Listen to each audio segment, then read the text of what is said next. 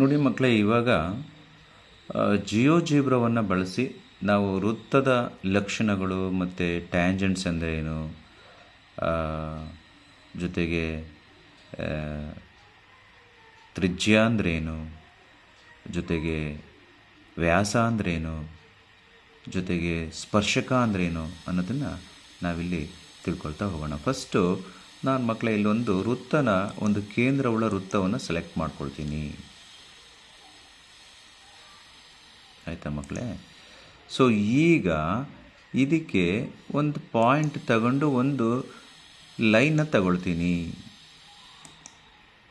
ನೋಡ್ರಿ, ಇದು ನಾವೇನಂತ ಕರಿತೀವಪ್ಪ ಅಂದರೆ ಇದನ್ನು ಸ್ಪರ್ಶಕ ಅಂತ ಕರಿತೀವಿ ಮಕ್ಕಳೇ.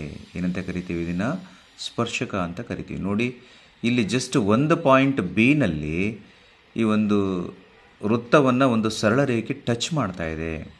ಆ ಟಚ್ ಮಾಡಿರೋ ಪಾಯಿಂಟ್ ಇದೆಯಲ್ಲ, ಸ್ಪರ್ಶ ಬಿಂದು ಇದೆಯಲ್ಲ ಬಿ, ಅದನ್ನು ಸ್ಪರ್ಶ ಬಿಂದು ಅಂತ ಕರಿತೀವಿ. ಸೊ ಒಂದು ರೇಖೆಯು ವೃತ್ತವನ್ನು ಒಂದು ಬಿ ಬಿಂದುವಿನಲ್ಲಿ ಸಂಧಿಸಿದೆ. ಆ ಬಿಂದುವನ್ನು ಸ್ಪರ್ಶ ಬಿಂದು ಎಂದು ಕರೆಯುತ್ತೇವೆ. That is called point of contact ಅಂತ ಕರೀತೇವೆ.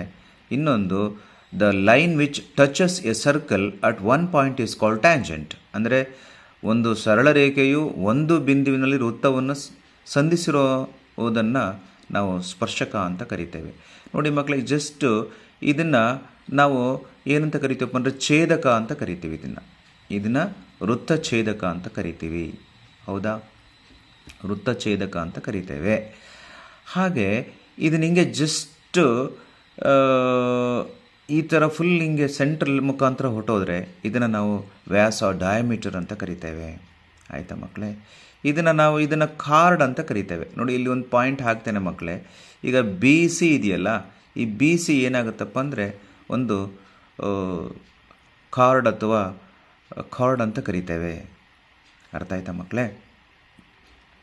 ಸೊ ಹೀಗೆ ನಾವು ವೃತ್ತದ ಬಗ್ಗೆ ನಾವು ತಿಳ್ಕೊಳ್ತಾ ಹೋಗ್ತೀವಿ. ಇದು ನಿಮ್ಮ ಮನಸ್ಸಿಗೆ ಗೊತ್ತಿರಬೇಕು. ಈ ಭಾಗ ಏನಿದೆಯಲ್ಲ, ಈ ಭಾಗ, ಈ ಕಂಪ್ಲೀಟ್, ಈಗ ನೋಡಿ ಇನ್ನೊಂದು ತಗೊಂಡೆ ನಾನು ಇವಾಗ.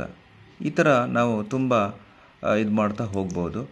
ಸೊ ಇದನ್ನು ನೀವು ಏನು ಮಾಡ್ಕೋಬೇಕಪ್ಪ ಅಂದರೆ ಜಸ್ಟ್ ಎರೇಸ್ ಮಾಡಿಕೊಂಡ್ರೆ ಇದೆಲ್ಲ ಎರೇಸ್ ಮಾಡ್ತಾ ಹೋಗ್ಬೋದು ಮಕ್ಕಳು. ಇದನ್ನು ಎರೇಸ್ ಮಾಡ್ತಾ ಹೋಗ್ಬೋದು. ಸೊ ಈ ಪಾಯಿಂಟ್ಗಳು, ಎಕ್ಸ್ಟ್ರಾ ನೆಸೆಸರಿ ಪಾಯಿಂಟ್ಗಳನ್ನ ನಾವೇನು ಮಾಡ್ಬೋದಪ್ಪ ಅಂದರೆ ಎರೇಸ್ ಮಾಡ್ತಾ ಹೋಗ್ಬೋದು ಮಕ್ಕಳು. ಇದು ನಮಗೆ ಬೇಕಾಗಿಲ್ವೇನೋ ತೆಗೆದುಬಿಡಿ.